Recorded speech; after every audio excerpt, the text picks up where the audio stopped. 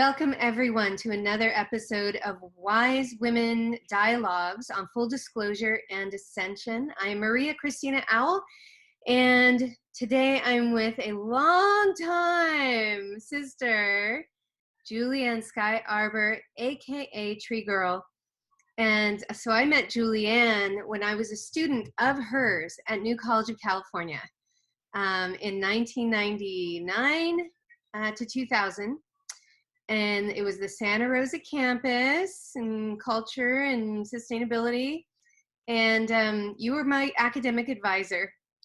And we became fast friends throughout that year and closer every year since. So Julianne and I just hopped on the phone the other day, and she told me the most incredible story of something that, like, activations that she's going through that I just felt was so relevant to these times, absolutely relevant. And I have a feeling that those of you watching may be able to really connect with what she's saying, what she will be saying today, and kind of like normalize it, validate it for yourself, what we're all experiencing right now. So before I have you start sharing, I'm going to just read from your bio. So Julianne has a couple different websites. I'm reading from her TreeGirl.org website. And one thing that I really want, one way to really get to know Julianne is by checking out her incredible book. And this isn't just a regular book. This is like a beautiful, big, kind of like coffee table book that is art and photography. She is an artist, never mind everything else she is, with 2 master's degree and teaching ecopsychology and higher education, etc. But this book, TreeGirl, Intimate Encounters with Wild Nature, it is an anthology of photographs and natural history of 50 species of trees that she has encountered intimately in the wild and in parks all over the world. I mean, I was with you kind of like through your researching for this book and your travels to Africa, to Asia, to Australia, I mean, England, the British Isles, all over the place, never mind North America, Alaska, etc. It's truly incredible. This book won an award. It's a Nautilus Book Award winning. Won that in 2017, obviously, because it's so amazing. And the other thing that I really want to say about you, Julianne, is just that your incredible devotion to trees, and that's going to come out through your share, but the lens that you hold of the world and reality, having your like roots deeply in the earth and connected to tree kind and the wisdom of the trees as conduits and as spiritual guides and so much more is really astounding. I feel that you've taken it further than anyone else. This exploration and this gathering of wisdom and knowing of who you are, therefore. It's really beautiful. So Julianne has an ecotherapy and ecopsychology course coming up, Forest Ecotherapy. And it's a training to do what she does. And she will talk more about that as well, but just to get you intrigued here. So Julianne, we are living in really interesting times. Will you like start the dialogue off with just telling your story of the last 3 months? It's kind of Yeah. I would say, in terms of what's going on with the hallucination of the pandemic, in terms of the last 3 months, I would say from the moment that I decided to pay attention to it, I felt immediately like what, this is not this is not real. This is all made up.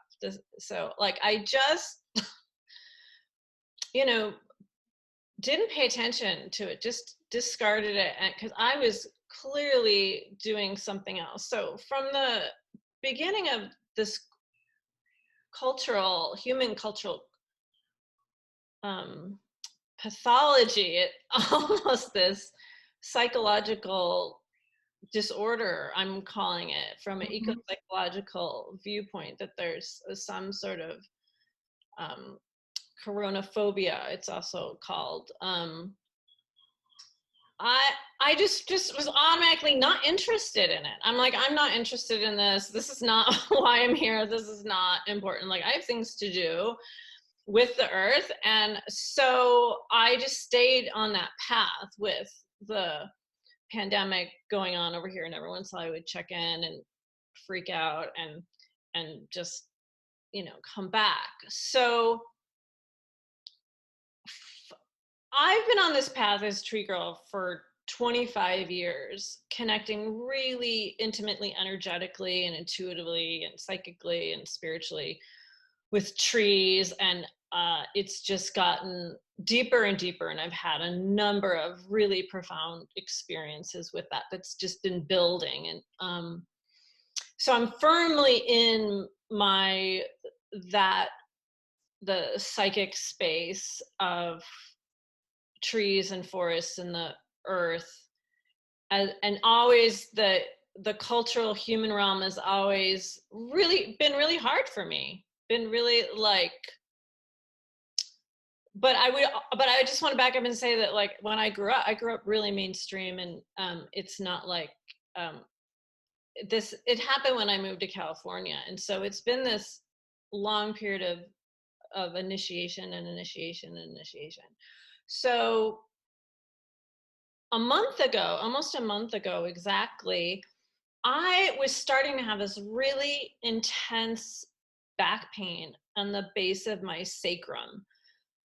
Like, every time I would sit up or bend over or turn in bed or stand up or get back down or something, and it was really unexpected. You know, I'd just be like at the computer, and I'd get up and I go, ah!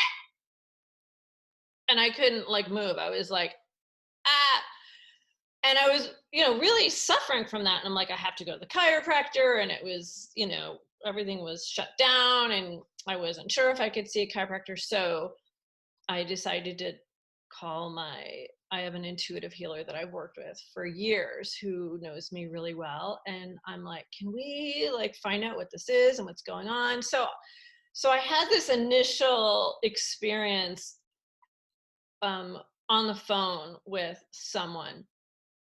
And I felt that I really looked into it, and I'm like, what does this feel like? It felt like someone was hitting me on my back of my spine, like with a rod, like hitting me, like, hey, hey, hey, hey, you know, like, hello, wake up. And I'm like, what? Like, I've got things to do. I've got computer things to do. I've got, like, I can't, what do you want? What do you want? You're bothering me, you know?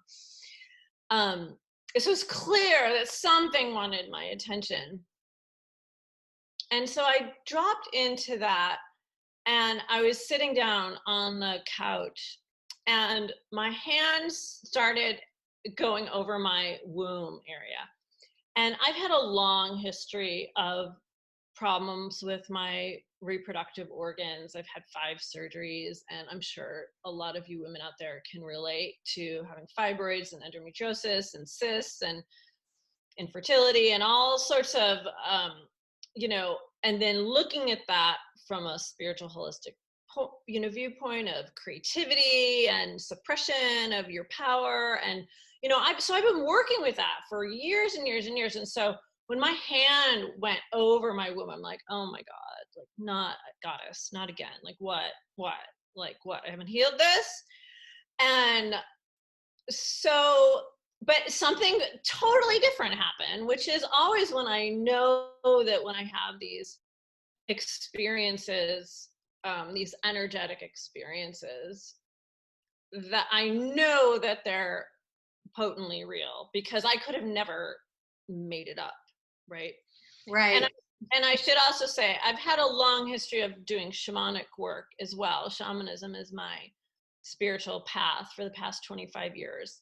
And I also want to add that I've never taken any hallucinogens in my life. I've never taken any synthetic substances, any plant medicines, nothing. I've always been on this path of just having these spiritual experiences just naturally, which is my choice.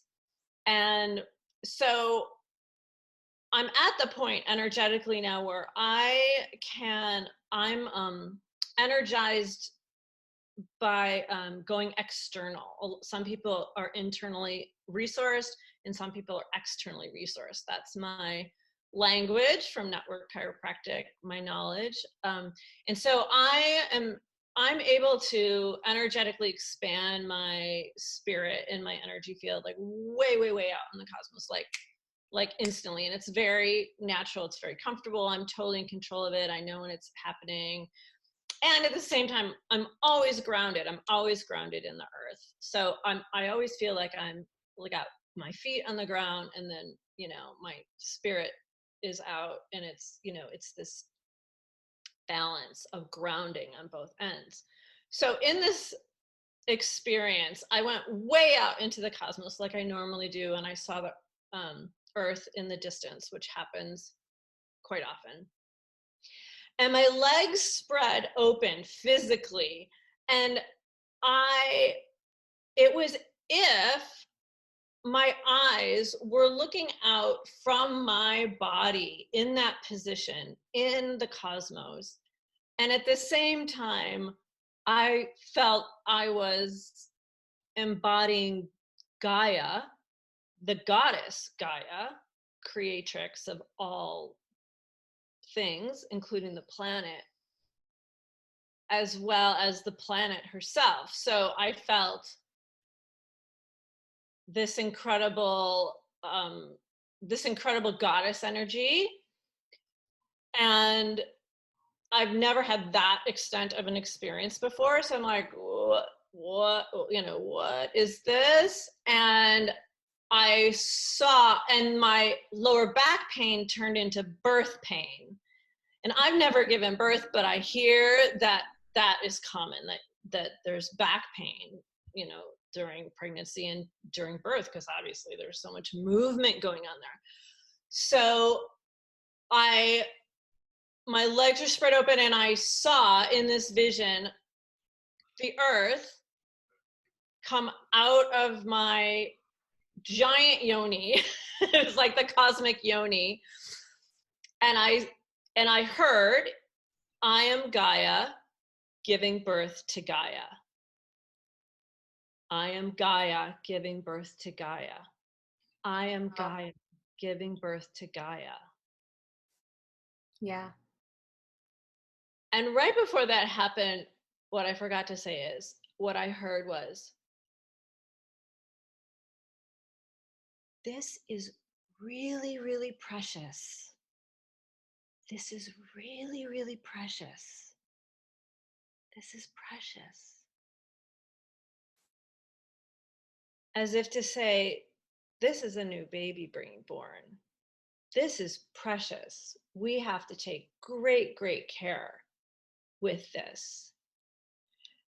And so the earth came out of me as Gaia, as the goddess, and I saw the earth move across the cosmos and sit next to the planet Earth that we are familiar with, this famous image of the earth from space.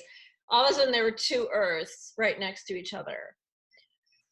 And my understanding was that this is an opportunity of a shift in consciousness. This is that there are parallel worlds going on, that this new earth is being reborn if we choose it. Yeah. If we take good care, if we do it with love, if we pay attention to the fact that we are all Gaia giving birth to Gaia. Yes. That everything on planet Earth, in the cosmos, everything on planet Earth is a reflection, is a microcosm of the macrocosm of Gaia giving birth to Gaia. Yes. So then I was shown like this bioluminescence on the ocean at night and all the little flashes of light. And I was told, this is Gaia giving birth to Gaia.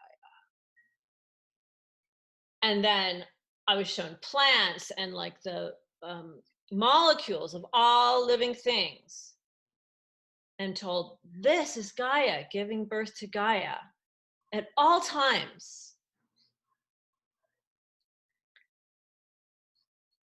And I am Gaia giving birth to Gaia, and you are Gaia giving birth to Gaia, and everything is Gaia giving birth to Gaia at all times. Yeah. And I was completely blown away. You know, I was like, oh yeah, that, you know, okay, yes. And then I would, you know, immediately my mind came in and said, well, what do I do with this information? Like how do I tell people? And surely other people have experienced something like this before. I can't be the only one, or maybe other people are experiencing it now in different ways or something. So I was really, you know, I was really like, wow, if everybody really just experienced what I did, if humans, that is, experience what I experienced, like everything would change instantly. Everyone would know that they are the earth, that there's no separation between anybody and anything. There's no other. We're all one. We're one with the universe. It's easy to say, right? It's so cliche now to say we're one with everything, and people like are like, oh yeah, we're one with everything, and I'm the earth, and da da da. But like, no, I'm like people, listen. Like Right. if really embodied it, if it like came through you, like it came through me, and I was in the cockpit, you know, of Gaian birth and transformation and consciousness. I'm just living with that now, that wow, like this, you know, it's right here. It's so accessible. I didn't do anything, right? It just came to me as a download. I didn't like Try or yeah. didn't try, I didn't Right. ask for it. It Right. just happened. Yep. And like I said, I've been on this path for a while, so I feel like, okay, this is what needs to happen right now. And you know, but this was by far, you know, like the biggest thing that ever happened to me. And I was like, you know, experiencing that as the biggest thing that would. When did that happen? It happened on May 7th. So about a month ago. And then every week, about once a week after that, something else has happened. A little different, a little different, on the same trajectory, on the same initiatory path. And so, yeah, I feel like it's initiation, and I'm just, you know, open to what is next and how to apply this. You know, my doer wants to be like, what do I do with this? But you can't just go around, like I made the mistake, Maria, of telling some people who I thought would understand, and they were like, oh yeah, we're Gaia, I know, yeah. I'm like, no.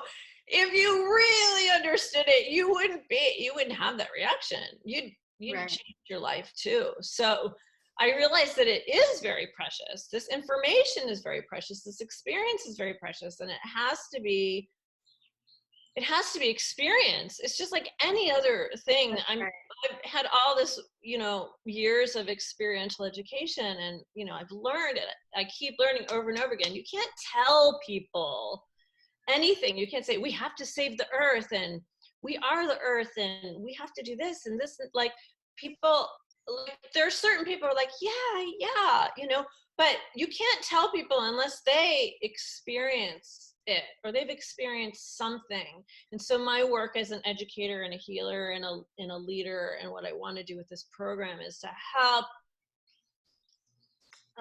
open up that channel of intuition. I'm calling it the intuition channel, which can lead to, you know, lots of other channels, but that everyone is totally capable of having experiences like this, because it's true. We are all one giant organism in one giant consciousness. So it's just a matter of, you know, breaking the paradigm and breaking the filters and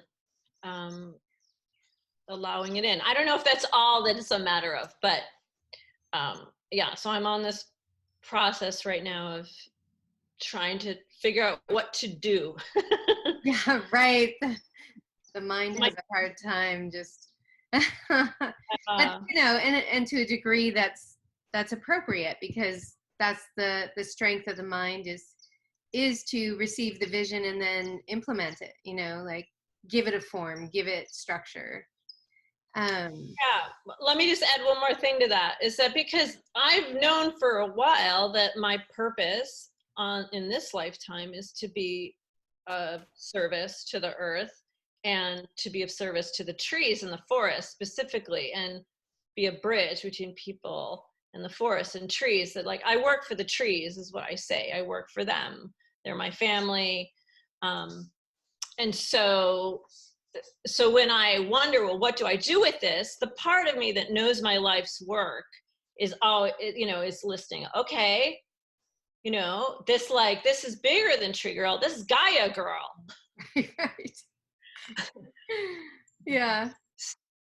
So I am like excited, you know, I'm wondering, and I'm also excited, what do I do with this as a human incarnated right now? Yeah, absolutely. I mean, that's the question, and thank you for that. I just want to really like witness you.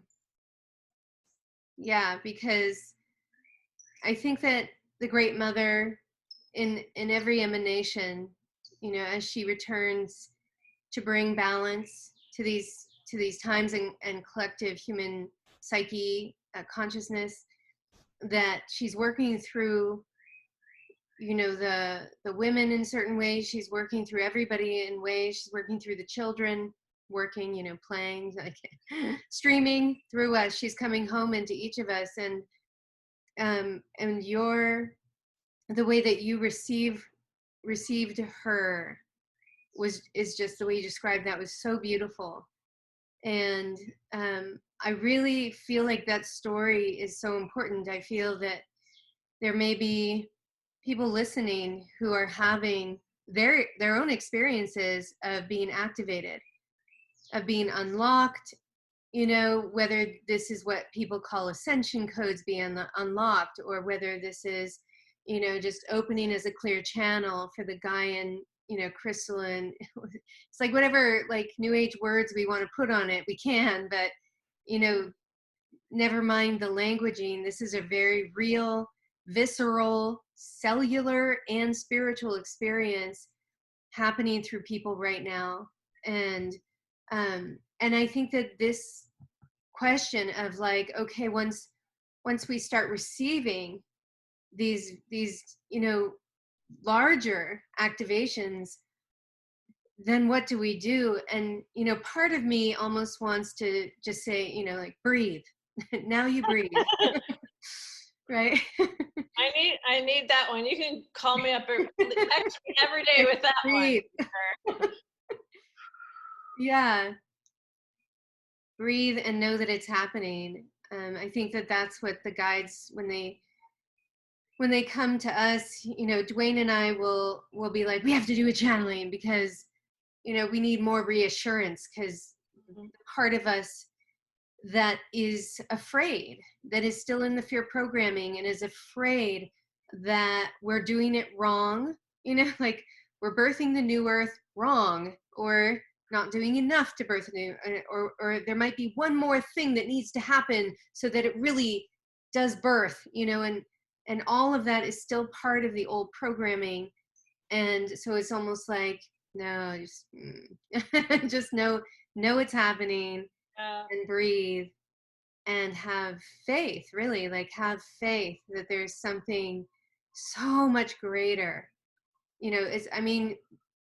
that is inclusive of everything. It's like you are this vast, that's what your story was just so beautiful in that way. It's like the micro macro, you are this vast consciousness. We all are part of this vast awareness, consciousness, and field, that is becoming and becoming and becoming, and birthing ourselves, birthing herself, himself, right now. And it's inevitable. That's what I say to myself, to like help let go of the attachments. Like, it's gonna happen, it's inevitable, let go. Yeah. I mean, because you were in a state of having let go, when that all just suddenly you open to that experience.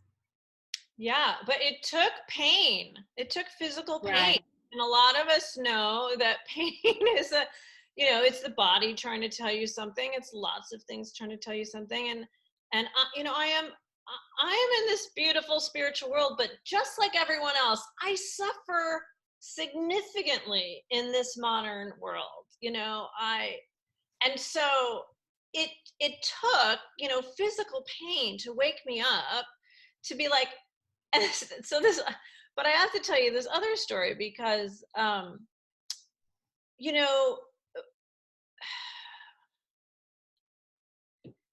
because even as TreeGirl, and I spend a lot of time in nature, and I travel all around the world and stuff, it's still not enough time for me in nature, which is in the more than human world. We call it in ecopsychology. And I felt, after that experience, I felt like, if I could take a year off of civilization and technology and cell phones and computers and live in the woods, I wouldn't, be scavenging for food and stuff like that. I'd be half civilized. But could I give myself the time to just listen and receive and get, if I spent more time, instead of all the little things, all the distractions that we think are so important, every little, I'll just check Facebook, or just like everything, in many things in this modern world are a distraction, and they're manufactured to be distractions. And I would say, I don't think any experience in nature has been a distraction or not worthwhile. So I'm scheming how I can do what people have done for thousands of years, go off in caves, or do these long retreats or something. And so I can really dedicate the time to what needs to come through. It just seems like there's nothing else is really that important. And all of us, we wake up every morning, we're like, okay, I gotta do this, I gotta return this email, okay, I gotta mail that, I gotta check this, I gotta finish that project, I gotta I gotta, and I do that too, and it causes me great suffering. And then I go outside, like yesterday, I just spent this wonderful day with a friend of mine, and we climbed up into a valley oak tree, a magnificent tree, and it was so healing. And we both said how high we felt, that when I'm in those experiences, it's the most important thing in the world. It's the only thing that matters. And for those of you who don't know my work, I photograph myself naked in nature, intertwined, like I find where I fit with a tree, and I've done it with rocks and things like that. And it's my bliss. And I'm not a nudist. I wouldn't even categorize myself as a naturist in general, but it's coming home. It's my home. It's going home. It's coming home to being in the arms of my lover or my community or my family or whatever.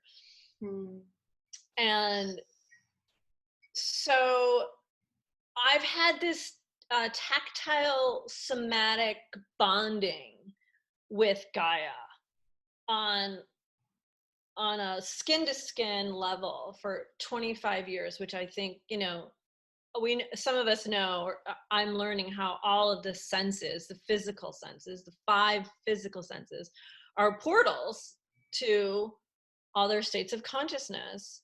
And so I feel that all the touch that I've been engaging in, all the dancing I've done with these organisms, some of them are giant, ancient, wise beings that I've gotten downloads from, that has opened me up. So for me, there's nothing more healing for anybody, even if it's just walking outside barefoot. And the best thing you can do is to lie down on the ground where it's safe to do so. Like right now it's tick season, so you got to find the best place to do that. But I don't know about you, Maria, and other people that you work with, but even if we're expanding our consciousness up here and out the crown chakra, like, it's so vital to feel our physical bodies connected to the other molecules on the earth and the other living matter. And that is what my whole thing about TreeGirl and forest ecotherapy is, that, you know, there's so much going on now about, oh, guess what? It's healing to take a walk in the forest, and forest therapy is like, there's all these scientific studies saying it's really good for you and it boosts your immune system and your mood. And we've got all these statistics that prove it. And for me, you know, what it means is, hello, you're with life. You're with other living beings that are radiating living energy, as opposed to if you go lay on the concrete or the asphalt, which at one point was living, but it's been so transformed and manufactured that it doesn't have much of a vibration anymore. So what I want to suggest to people, you know, now finally the parks are opening up, and here in California, like, you still have to wear a mask and stuff, but obviously that's one thing that's been going on these past few months, of people like, I have to get outside. Like, we know that's healing for us. And so just like the most amazing transcendental, metaphysical, spiritual experiences can happen in nature, on the ground, you know. So just, I want to offer that to people, to go do that. Yes. And certainly now that the parks are opening up, get out there, you know, and somebody's going to be watching this months from now probably, and, you know, we'll be in a different chapter of this whole earthly global transformation rite of passage that we're in, and it'll still be relevant. Right? This wisdom doesn't go away. Yeah. You tell us the story. I mean, you're right in front of one of your most spectacular photographs that you've ever taken, I think. And there you are. We can see, you know, you lying on the branch. Kind of hard, but I'm ready. What kind of tree is this? This is a cork oak, Quercus suber, in Spain.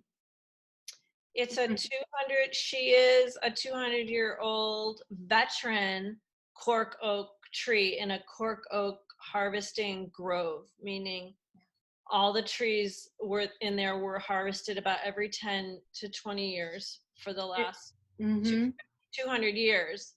Is this in the south of Spain? It's in the north of Spain. It's really? The north, yeah. Wow. It's in the north. It's not where all the Portuguese oaks are. It's a little hidden pocket. But yeah, I went there a year ago in September, this upcoming September. I mean, I know, like, it looks like the sun is coming through some of the branches and this incredible spectrum, like rainbow spectrum. Yeah. How did that happen?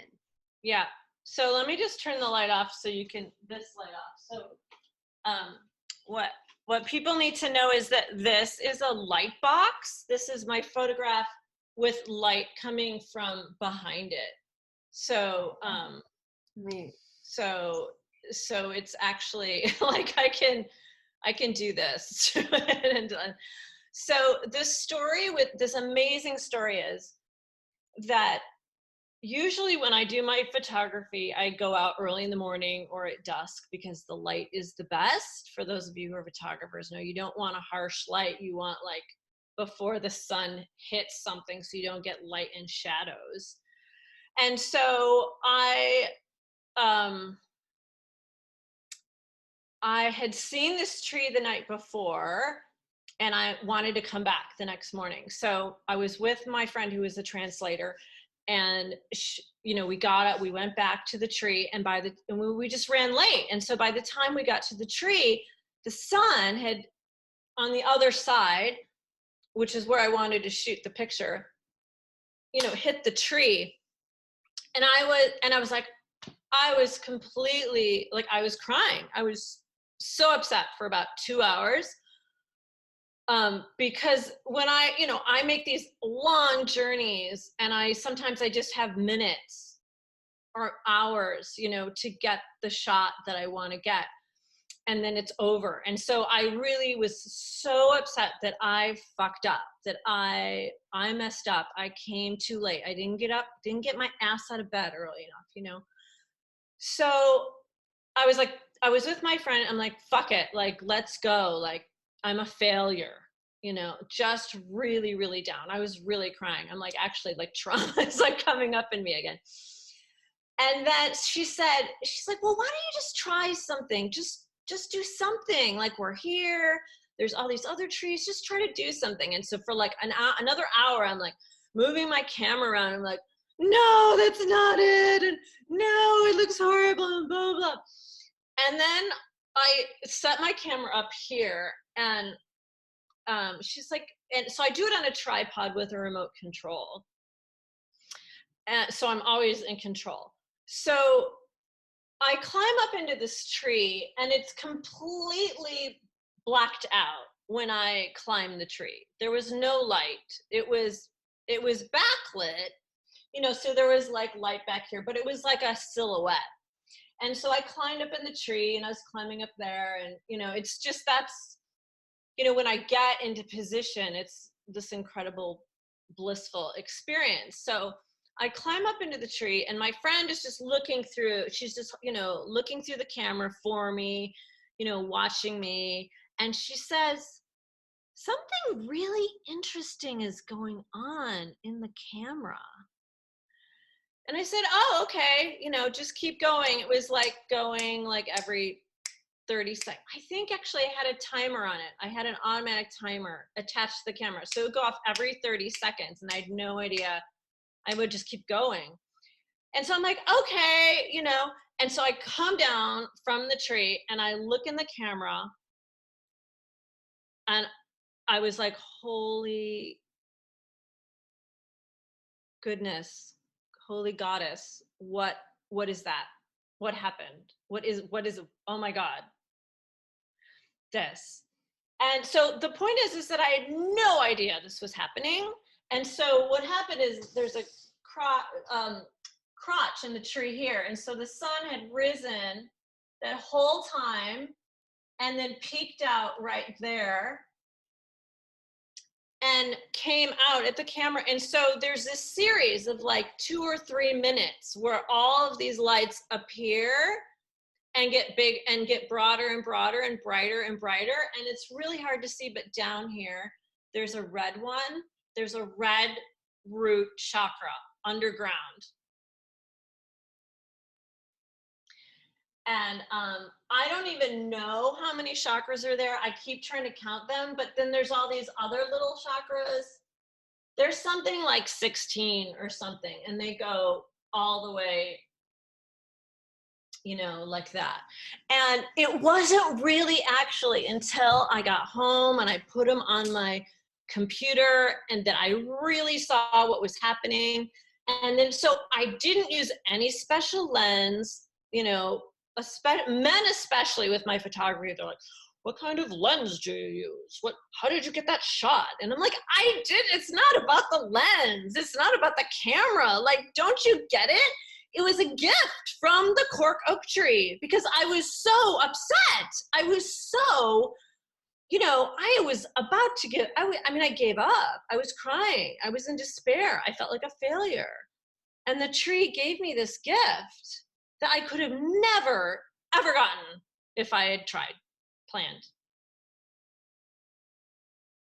And so, yeah, this is the most epic picture I've ever taken in my life. And I wouldn't even say I took it. I wouldn't even say I took it. You know, I was given this gift from the tree. Yeah. So this happened a year ago. And after this happened, I was like, what could possibly be next? Like, is this what the trees want me to do now? Like, is this gonna keep happening?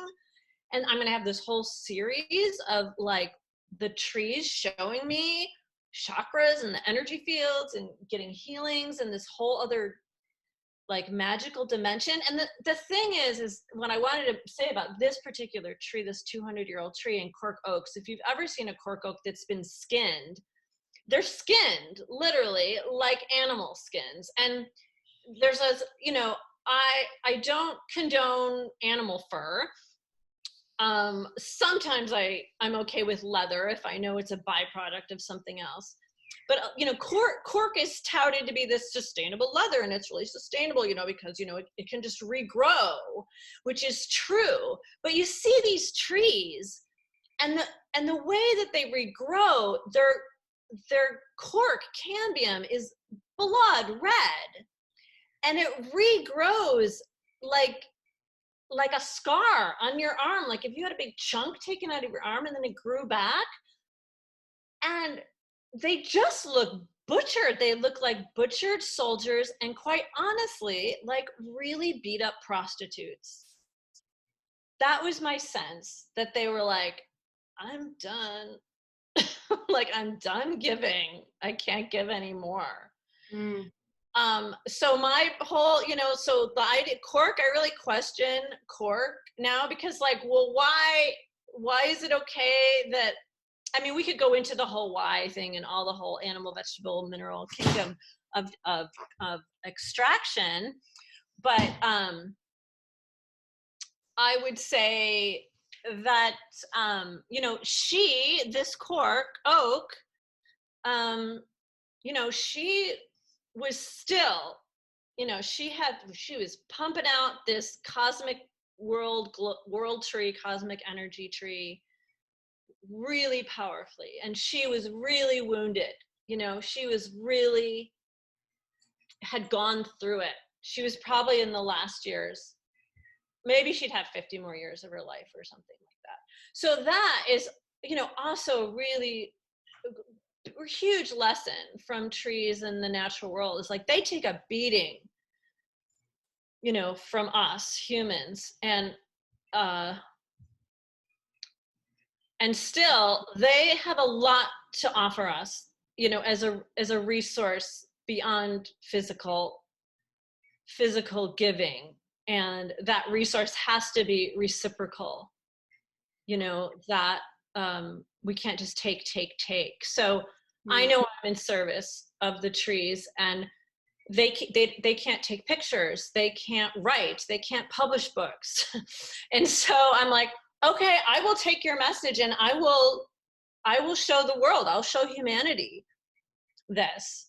And so this was just one other like level of my initiation and my download and my spiritual experience that has been coming to me from trees and the earth, you know, my whole. Yeah, it's just incredible that you got, you know, the whole story. That's just an incredible story. Yeah. You know, that your wounded consciousness, we could call it, yeah, you know, would beat you up and have you leave the scene, whereas your vast consciousness timed it perfectly. Yeah. so that, you know, you and the tree had an agreement that you'd be there at this moment, that the sun was that high, you know, and you would be in position for that, and you'd be lying down in the tree right then. You know, it's Yeah. so beautiful. You know, we were just talking about, what do I do now? Breathe and have faith. You know, it's like, because there's something vast within us and that we are, that is guiding us through this whole thing. Yeah. Through this whole thing. We are Yeah. so Yeah. you know, Trust. and just using like this story as your story here as a symbolic story. You know, I feel like I can take that story and begin to work with it symbolically of, you know, it's like, may I be at the right place at the right time. You know, I know that my higher self is going to bring me to exactly where I need to be. You know, if I'm in service, like I'm really Yeah. walking my path of service. I have a true grounded intention, you know, for the highest good of all. Um, and then, you know, I'm going to find myself exactly where I need to be, and I'll know exactly what to do. And no matter if I'm in my grief, in my despair, in my anger, it Yeah. doesn't matter. That Yeah. doesn't get in the way of That's true. any of it. Yeah. It actually participates in it because it's authentic. Yes. But I would say for people who are like really stuck in depression, that there's a blindfold, that there's an inability for some stuff to get through. Like, you still have to be open. Like, grief is different than depression. We all have to be in grief. We all have to feel the grief of what's going on with the planet unraveling physically, ecologically, you know, like that is important work to do. And it's, you know, those cathartic moments where you really release and cry, how good that feels, you know, and how comforting it actually is, to release, you know. So I think that's important. What you said is completely true. Like, it can happen at any time. And for me, like, these moments especially happen when I go out and I go away and I go traveling and I go, you know, I feel drawn and called to go to these places on the planet. But, you know, this could happen in your backyard. It certainly could. It could happen anywhere if you're holding that intention. I think, you know, that intention of, I'm in service, I'm listening, how can I be of service, what do you need me to do, for, you know, what do, you know, like, help me. Yeah. Yeah, coming from love, just always coming from love. Mm-hmm. You're never ever alone. Right. You know, everybody has ancestors and guides and invisible beings that we don't even know, but some of us know, you know. And I really, you know, the trees are my ancestors as well. I really feel like I am part tree.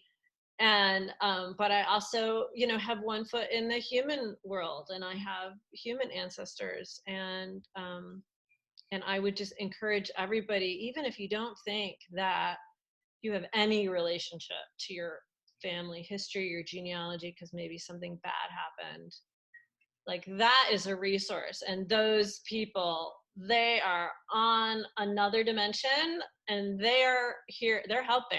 Like, Yeah. we have no idea how worse it could be on planet Earth right now. Like, we think it's really bad. We have no idea the interception that's happening by the ancestors, by the spirits, by the guides. Like, we don't, we might know, but like, you know, what I've heard in terms of like some African shamanism is that, you know, the ancestors, they can actually stop you from getting killed. Like, they can't do much, but they can come in, you know, and pull you away from that car or whatever, or anything. Like, but, you know, you've got to open up to the unseen, the positive, beautiful aspects of the unseen. Mm-hmm. um, the unexplainable. And humans are very full of pride that they think they got everything figured out, or modern industrialized humans, that is. So we've got there's a lot more to learn. Absolutely. Yeah. Thankfully. Yeah. Do you feel that now more than ever, there's an opportunity for communion with the invisible? I guess that's a yes. That's the invisible chicken. The invisible rooster has The cosmic rooster has spoken. Yeah, I feel like with that this since really it became global more in like March, but it was beginning in December 2019. The beginnings of the transformation in earnest. We were building and building and building and building up to it, building up to the 2010 transformation, into the 2012 transformation, and it's just been, we've been segueing more and more rapidly toward a whole kind of turning ourselves inside out in a good way, like coming out of reversals and into the harmonic again. And that we're going to begin to see, I'll put it this way, we're going to begin to experience, see, perceive, and feel the invisible world more and more. Our ancestors of light, we're going to start to, I believe, and what I've witnessed and what I think is going to happen more and more, is that people are going to start popping open into their sixth sensibilities and paranormal experiences. And I really want people to know how many resources are out there for developing their sixth sense, for understanding what's happening to them. Well, it's not happening to them, right? Yeah, in them. Change the language with, that it's a with, so that people don't feel like, just like it's kind of a victim. It's not, what you're saying isn't a victim, it's a healing, but it's a choice. It's a conscious participation. It's a collaboration of your soul. So it's not this passive, I'm getting the virus is happening to me, or these visions are happening to me. I mean, I use that language too, but this is a coming together. This is a conscious, unconscious, subconscious, metaconscious agreement. Yeah, and maybe even programmed in by you for this exact moment, each step. Yeah, I have to believe that. If I didn't have all this, I wouldn't be here. Like, I would have left out of depression. Yeah, and let's actually dive into that. I mean, this has kind of been one of my explorations since my dear friend passed away in March. And I just got word from my brother a few days ago that his best friend from kindergarten, and somebody I grew up with as well, who was like another brother to me, was just diagnosed with stage 4 cancer. And so it's just, once again, it's like, okay, wow, here we are again, but it's like, how can I hold this in a different way? And I feel that, so I want to talk about death in general, because those people that have gone through, and so the tree of life teaches us this, like trees teach us this. Trees are the lower world, the middle world, the upper world. We are multidimensional beings. We are much more than we know we are. And one thing that I believe that can help us through this time of rebirthing and transformation is to really face our fear of death, and to really take it out of the learned category of something to avoid, be fearful of, fight, battle. Disease is not a happy thing at all.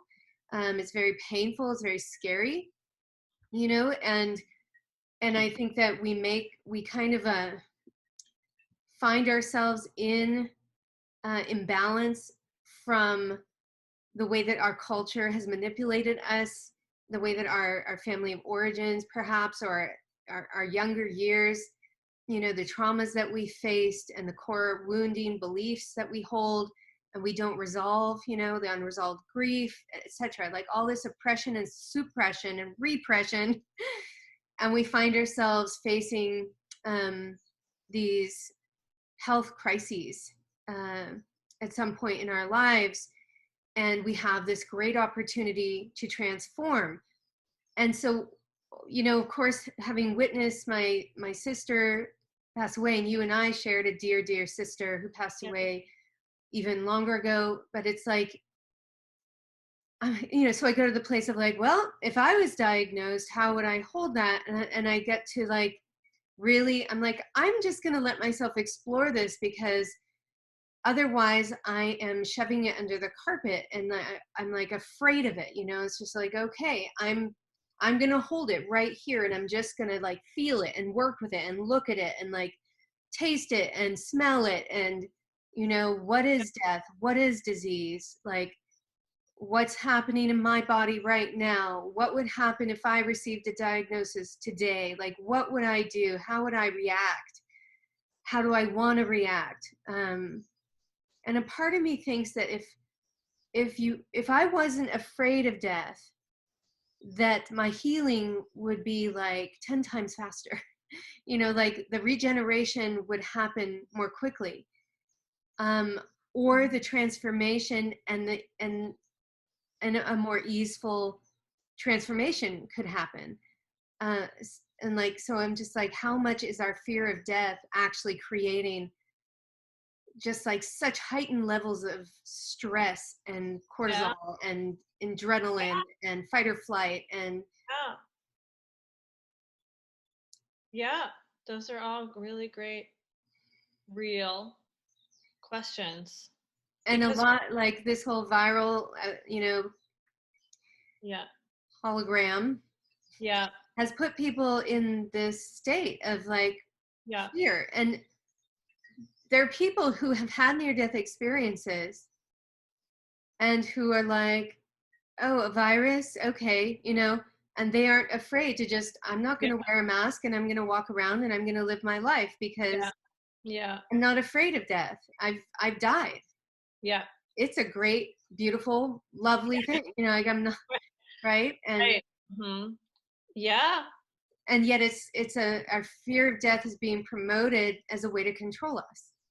How do we reclaim death? Like, death is our birthright. Yeah, well, it's interesting also because from a psychological point of view, it's the virus and the icon of the virus, which is depicted as red, and it's not actually red because viruses don't have any color in their world. They don't need color. You know, like here we have poison frogs and they're red because they're like, danger, danger, don't eat me, right? So psychologically, there's archetypes going on in our mass consciousness and our subconsciousness, and so the virus represents death as an archetype, and so that's and that's probably the greatest human opposite, life and death, and so automatically it's deep in the psyche is the idea of death, and red, which means fear, which means emergency, which means stop, which means danger. And so those colors of red have been drilled into the human psyche for the last 3 months intentionally, right? Whether you want to say, oh, it's to pay attention, this is important because you should be aware, or it's fear-based, it's danger-based, and it's keeping us, in relationship with the Grim Reaper, which has been, our opponent as a human life, for the entire, as long as humans have been around. That's been, there has been death is a possibility. You know, I'm sure I don't want to say all of us, you know, I would say more civilized cultures, but it also, archetypally, the virus image and the virus represents a war opponent. And so we're playing out the archetype of war and warrior, which is extremely ingrained in the human psyche as well. There probably has not been a generation on the planet of humanity that there hasn't been some conflict, you know, which could lead to death, and then gaining throughout human civilization into war. Even if our generation hasn't gone to war, like we know war exists, we know soldiers exist, we know there's a fight being fought, we have to protect ourselves from the enemy. And so that is in our space. So that is an archetypal force. That's a mass unconsciousness, like human, like collective unconsciousness is, there's like a fog belt, and it's like going through everybody's heads, you know. So it's not only our own fear, it's fear of death, which just like locks into our psyche, like our psyche like can identify with it. So we have to remember that, you know, there are people who like weren't afraid to die, and then all of a sudden they're like, oh well, wait, this virus, maybe I should be afraid to die. Okay, now I'm afraid to die. And so like, how much of that is your fear and how much of that is other people's fear, or an archetypal fear, or whatever? So I think that's really important, to separate ourselves from what we know, like we really know in our hearts, and what we believe and what is true to us, and what is the consciousness that is being created as one person calls a mass meditation. You know, like we can do a mass meditation of prayer for healing for the planet, or any of those mass celebrations of bring everyone together and, you know, harmonic convergence. But instead, the collective unconscious is deciding to do a mass meditation on death, and to bring in death and fear, and you know, and to take over our take over that. So that is just one aspect of death that I want to mention. And there's something else I want to say about that. But last night I listened to this YouTube podcast by Brian Scott with A Reality Revolution. I don't know if you've ever listened to him, but he reads from a Seth book. Do you remember Seth, who was an entity channeled by Jane Roberts in the early 70s? I read those books. I read some of those books. So apparently there's a whole book on epidemics and viruses, a Seth book that Jane Roberts channeled.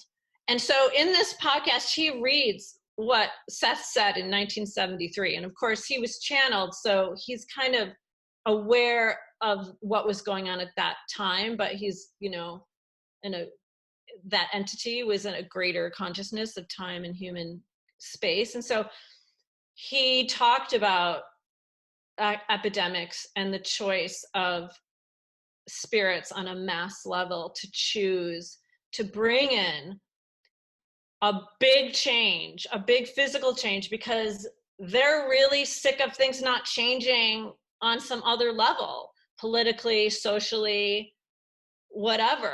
And so what Seth says, and I'm just, you know, putting it in a little nugget, is that there were a whole bunch of souls who are like, okay, I'm going to be in this lifetime and I'm going to be part of this epidemic.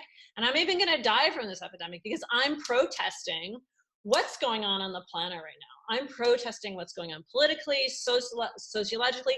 Things need to change for humanity. We need to jump to another level of evolution, and nobody's paying attention. Like tidal waves aren't enough, and earthquakes aren't enough, and fires aren't enough. You know what? Okay, so let's have a whole bunch of people die. Let's all and so he's saying that on a spirit level, on a soul level, these people are choosing. They're going to be like, I'm going to be part of this parade. I'm going to be part of this. I am proud to be part of this, because humanity as a whole and the whole consciousness of the planet needs to shift. And so that's what I'm going to do. I'm going to help by choosing to leave, to make a statement. So what about that for a perspective? Yeah, I love that. It totally flips the The current victim. popular narrative on its head, where, which is the perpetrator, savior, victim. Yeah. Everything is from that lens of, they cause the problem, they rush in and save everybody, they point fingers at an other, the perpetrator over there, and then they're the savior of it, right? And it's like they created the whole thing, and it's like, well, I can see that that's happening on some level, but I think it's kind of funny to think that on a grander scheme, right, the souls of Gaia, the souls of Tara, if you read Lisa Renee, the souls of Tara from the 5D Earth, who went through the reverse black hole, and then found ourselves in third density again, and now we're going into fourth density, etc. It's like, haha, it was actually our will that created all of this, to end the dominant power over paradigm, and to dissolve and incinerate the hologram, and to free everyone from the matrix, and take that leap. And we're participating and collaborating with Gaia right now in birthing this new earth. And we're not naive. We know what it entails, and we are showing up and saying yes to this and being participants in it. Some of us are going to be rioters, some of us are going to be politicians, some of us are going to be Green Party, or like some of us are going to be doing this and that, and in the military, or just meditating in Hawaii, or and we're all going to play our part for this great transformation. And we benefit at a soul level as well, because many of the souls, you could say, who are choosing to be a part of this,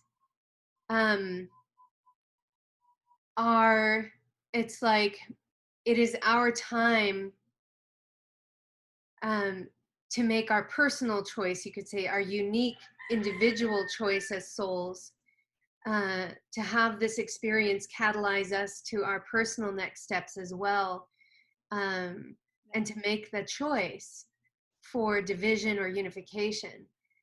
And if anybody's on the fence around that choice, like, I don't know which way I'm going to go, it's so seductive, to do the greed and self-serving stuff over here, but I also, half of me is really loves this, and loves people, and loves creativity. And so those souls that need to make that choice, that final choice, like, this is the moment, this is the experience that gets to catalyze that, and here comes like your two earths. Yeah. It's like, here are the two earths. And it's like those two. Door number 1 or door number 2. Yeah. And thank you for bringing in the Seth material. The raw material says the same thing. This is we're at the time of harvest, which is when souls make their choice. Yeah. And this was written in 1973. So, what does that mean? I don't know. I just encourage everyone to, look into that. And I want to make it really clear that it's one thing to say, like, well, my soul isn't choosing to get sick and die, and like my mother's soul isn't choosing to get sick and die. Like, of course, everything has a will to live, to survive. Like, that is part of the story. Yeah. Like, every organism is like, I'm here, I want to be here, until there's a point where our spirit is like, you know what, I need to be somewhere else, I need to do something else. And in my script, it says, I'm going to get, this is how I'm going to leave. And what I want to add about that is that I'm not afraid of death. Certainly, I almost can't wait to be like, because my imagination or my intuition is like, wow, when we're out of the body, then we are unified with all consciousness and all knowing, and it'll all make sense. And I'll, I'll die and I'll be like, oh, that's who that person was, and that's why that happened, and oh shit, like I didn't do that, and blah blah blah. So there's a part of me that's like, I'm like excited for that rebirth. And whenever I get an email or I see on Facebook that somebody died, and of course I feel grief for that person and that family, but I automatically want to say, like, happy rebirth. Yeah. Like, hooray. Like let's celebrate, but they just got rebirthed into something else or something. And so I'm really envious to a degree of our friend Diane, who died 5.5 years ago. There's a part of me that's like, damn, like, you don't have to be here. You don't have to be here now. Like, you're like having this great time. And she's come to me numerous times. She's become a guide for me. And she showed me, like, about 6 months after she died, that she's in school and she's having a great time and she's learning all this stuff. And she's been giving me downloads and I really believe that people who died before the epidemic those souls chose to be on the other side in order to be of service for the shift in consciousness. I really believe they're like, we're going to work over there to help you. And I think it's also really important to remember that before the pandemic, people were really focused on Gaia and the planet. For the first time, we really woke up to climate chaos and climate catastrophe. We were really caring about those koala bears in Australia, and we were caring about the rainforest being on fire and the California wildfires, and people were protesting about the planet being destroyed, their home being destroyed, right? And people are still angry about that. People still want to have a healthy Gaia, a healthy planet, a Gaia. So I feel a lot of the anger and the fear and the shadow emotions going on are still related to, hey, all of our survival, like the entire planet survival, all the other organisms survival, all the ecosystems, all of our life support systems are threatened right now. Like, and I'm scared, I don't want to die. But when you say I'm scared, I don't want to die, it's like, I don't want my home to die, my family to die, my community to die. And by that, I mean the planet, right? And it's from a state of suffering and needlessness. Yeah. Like, there's no need to die. That's the thing. There's no need, because we have genius. Like, we have intellect, genius, creativity. Like, I mean, come on. On this planet. Right. Come on. Right. Yeah. You like, mean the so the frustration is like dying needlessly when there are cancer cures right now. Yeah. There's oyster mushrooms right now that the mycelium can be cleaning toxic waste up. We have it. Right. We have it. And so it's a frustration. Like, I can feel that. I agree with you. Yeah. It's like people are this is the change. This is like the change that needs to happen now, because we cannot go on the way that we've been going on. All complacency, that doesn't work anymore. Sticking our heads in the sand doesn't work anymore. Yeah. And it's like, it's time to come out of our anesthesia and amnesia, as Francis Weller says, and wake up and begin to tune into what is mine to do. And when we clear ourselves and remove, all of the agendas and narratives and storylines and propaganda that are not originating from our soul and from our innate wisdom, move all of that out. And then in that state of being a clear channel, we have experiences like you described at the start. We're shown who we truly are, what we are designed to do right now, and then we breathe and have faith. Yeah. Yeah. So I feel like people have a lot of energy right now, a lot of Mhm. fighting energy. What are we going to do with that? Like, the only way we're going to transform anything, whether it's social, political, economic, environmental, and I hate the word environmental, ecological, biological, is to put our love and our attention towards that. And we can fight with love against those that are destroying the planet and hurting each other. But I just want to remind people that there's a lot of emotion going on.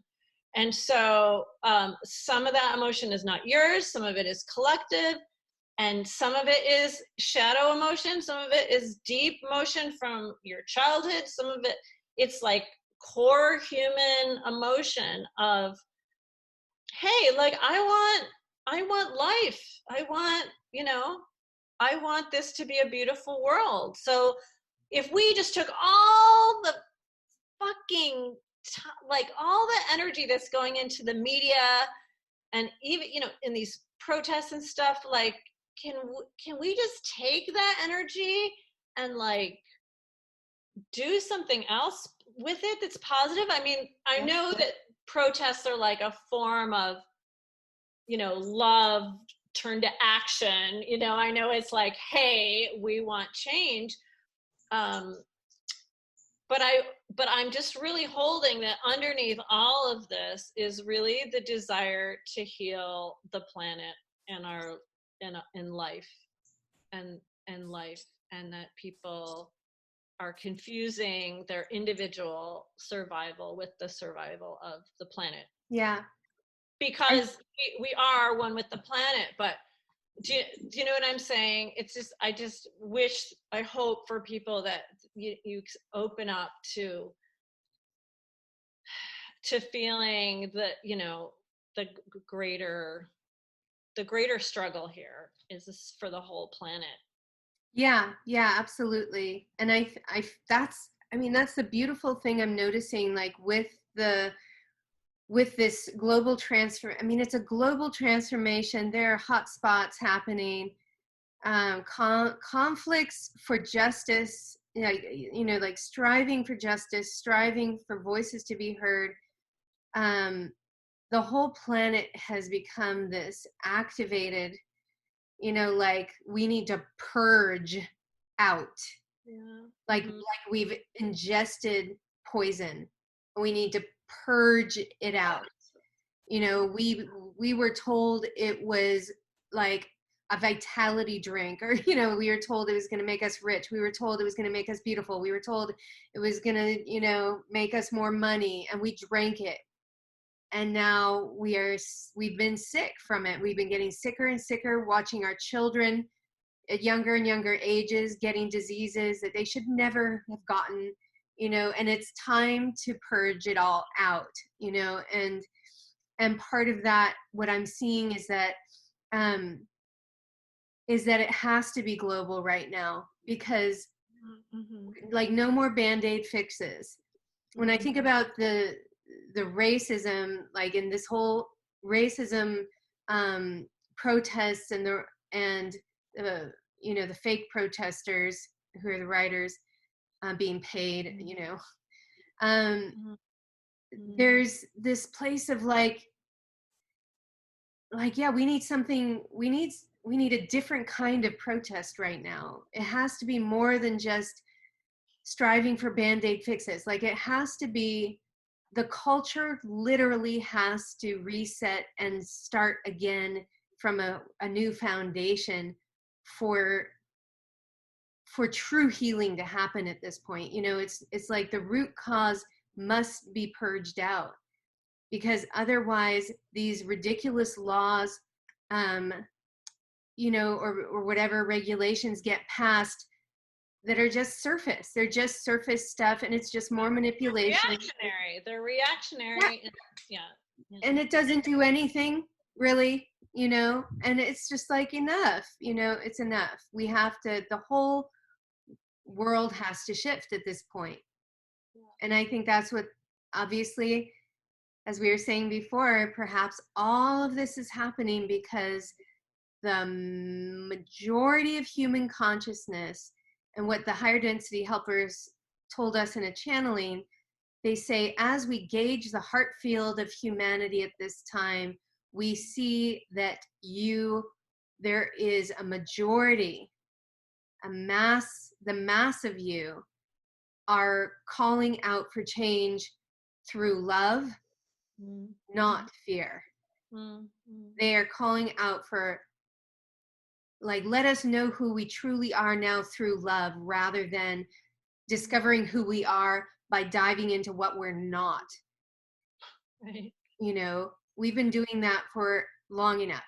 And now we're like, done, exhausted, like ready to discover who we are through love, through collaboration, through care, through generosity. You know, everything that we've been manipulated out of, you know, and it's like division. It's like, I mean, just looking, I see like all the people on the planet just looking at the fear mongers in the eyes and just like, we know what we want. We know who we are. We know where we're going. Would you like to join us? Yeah. Because we're going now. Yeah, right. Would you get out of the way, please? Yeah. Yeah, just tear the curtain of Oz down, you know, and just take over the castle and and plant a garden. Yeah, and really from an ecological standpoint, I really feel it has to do with industrialization. Like that's where it all started going wrong. Some people say it was the agriculture 10,000 years ago, but that's a little too far back to understand. But when we had the wildfires this last summer in California, and we had there were power outages, and we were like 3 days with no power, and we had to learn to live without power. I mean, most people went to somebody else's house that had power so they could watch television and watch the news. But it really made some people think like, wow, do I really need all this electricity? And my hope was that we would somehow on a mass scale come out of that and say, you know what? We don't need electricity. We shouldn't have it because it's causing more and more global climate chaos. Like, I'm going to give it up. Who else is going to give it up? Let's all give it up, you know, and start to dismantle the energy grids, and not even going towards renewables. You know, there's so much information saying that, you know, renewables are, you know, just as much as a ecological nightmare, and that it's just going to perpetuate people's you know, industrial civilization of like, well, I still need my 3 computers and all this stuff like that. So my hope with, you know, what I perceive might happen is there'll be more and more natural disasters, which the Seth book Seth also says is like, well, that's consciousness as well, saying like, you're not going to change, you know, like, here's some change, you know, so like that we're part of the consciousness Absolutely. of the storms. And so yeah. I feel like until there's so many storms and climate catastrophes that we can't carry on as business as usual, that people are still going to be like, well, let's just build some more cell phone towers and with wind power, and you know, just keep going on the illusion that we're separate from the earth and we're not having an impact on the earth. You know, I'm kind of like, I don't want to live in disaster, but I'm sure that I chose to be in this lifetime during the ecological apocalypse. And apocalypse means transformation, of course. I chose to be here. I think it's going to get really, really, really ugly. A little more crazy, yep. I'm not looking forward to that on a survival base. But, you know, from an unselfish point of view, I'm like, bring it on. Like, bring on the dismantling of the industrial civilization. Like, people lived for thousands of years before industrial technology and fossil fuels. And we had a much, right. You know, you can argue, oh, but people got really sick and they didn't live as long and they were poor and da-da-da. I'm like, well, yeah, you know? and we've had enough experience with technology now. I mean, to the extent of like they're releasing soon, and I think this is the stupidest thing ever. They're releasing the GMO mosquitoes soon in Texas and Georgia. And they're males, and they'll mate with the females, and it will basically create any offspring that the female natural mosquitoes have. All the females will die because they're the carriers of malaria and different things. And I'm like, the bats eat the mosquitoes. What's going to happen to the bat population? Right. And I'm sorry, is that the patriarchy or what? Let's kill all the females? Why don't you just make the males sterile? No.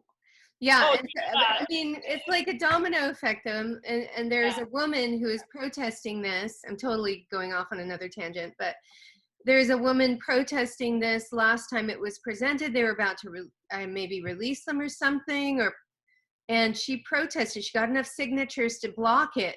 They found her dead in her swimming pool, said she drowned.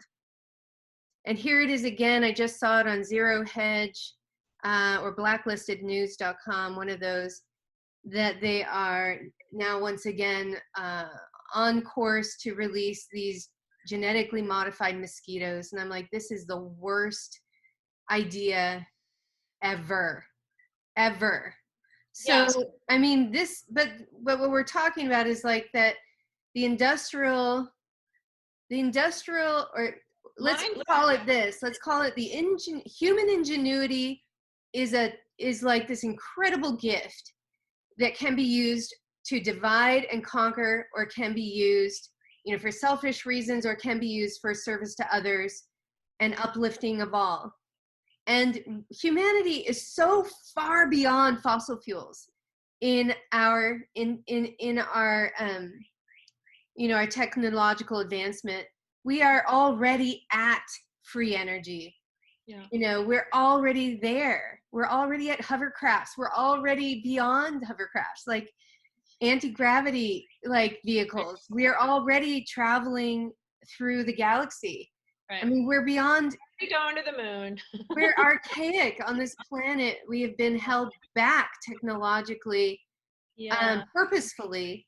Yeah. And to the point of the brink of ecological, like, extreme suffering, because the ones doing this do not care about the planet. It is a resource to rape and pillage. And so it's like, I think once this transformation and this reset is, my hope is that it's this opportunity for freedom, liberation of our real advanced consciousness to be unhindered, right. And with the, all of those who are choosing love over fear, all of those who are choosing the positive polarity and the unified consciousness, and who make the ascension leap at harvest time right now into fourth density Gaia, we will find ourselves in this incredible golden age that everybody's talking about, where our ingenuity will not be hindered, and it will be for the good of all. And we won't have, like, all the old patriarchal designs will go by the wayside, and be seen as just archaic. But it's the story that needs to get played out right now. And you and I chose to be here, and a lot of people, who have these greater experiences with consciousness, not to say we're any better than anybody else, but we have we perceive, and I think everybody has these abilities that, we chose to be here during this time. And so, when you start to get depressed, people, get like hammered down by what's going on. It's like, okay, so you chose to be here now. Like, what are you going to do? What are you going to do? How are you going to be? Where are you going to come from? Love or fear, it's something you keep coming back to in these podcasts and stuff like that. Of course, we love life. That's why we're alive. We're here. So, well, yeah. You bring love, TreeGirl. Well, thank you. So, Yeah. Wow. That's a lot. A lot of wise dialoguing. yeah, and I appreciate your willingness to travel with me through all these realms, and just I always believe that when we go into these dialogues that the Great Mother is really guiding them, and that whoever is watching these, that it's okay, like if they trigger you, it's okay if you disagree, it's okay if they unlock something, like it's all okay, because it's the power of the word. Julianne and I, both of us, really understand the power of the word, and that there is soul vibration in our words, and as they reach you, there it's much more than just the English language being transmitted and an understanding, and conceptualizing happening in the brain. It is much more than that. There are many, many layers of conversation and of energy transfer and transmission happening right now. And the Great Mother wants to wake us up to certain things. So I trust completely that the topics we landed on were for a reason. The the angles that we approached, I mean, every topic we touched on could have been approached from a million angles, and we approached them from our life experience and what we are contemplating, and then here's the gift of this episode. So thank you so much, Julianne. Will you close us out from the dialogue with either a prayer or a blessing, and then tell people how they can stay in touch with you? Yeah, I'd love to.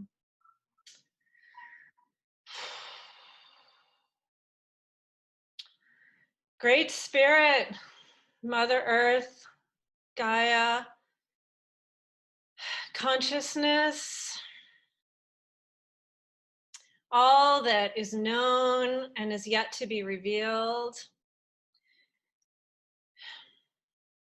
We ask for your guidance and support as humanity on Earth right now, to communicate through us, with us, to us, through our hearts, through any portal, that any channel that any of us are open to now. Thank you, thank you, thank you for the gift of being alive during this great transformation right now. Please help us to remember to come always from love and peace, and to be open, open, open to learning more than we ever thought was possible about ourselves, about the universe, about each other, about each molecule on the planet, that we are Gaia, giving birth to Gaia, that everything, everybody is Gaia, giving birth to Gaia. Hold that in your heart, people. There is resource available for all of us, and you have a purpose here right now. So I invite everyone to just invite in the wisdom, the Gaian wisdom, and whatever you believe, to open up to that, to get strength from Goddess, God, Great Spirit, Source, that we are all one, vibrating together on this bus ride. And ain't it beautiful? Yes. And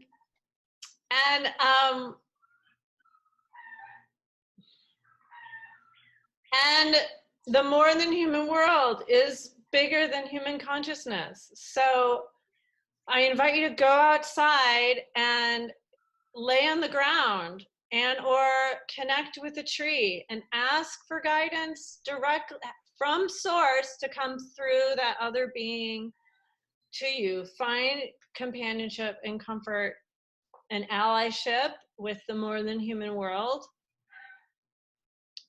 because there's so much resource available. So the tree hugging thing is totally, it's true. It's really great. Yep. It really works. This, can happen to you. So yeah, thank you, Maria. I love you so much, sister. It's so great to see where we've come in 20 years. And I know. I can't brought together then, and we've got some more years on us to see where we're gonna go together. Yeah, I'm so grateful for you. I'm so happy that you're in my life and that we get to be so close, and thank you. You're amazing. Oh, thank How you. how can people get your book? How can people learn about your psychotherapy training?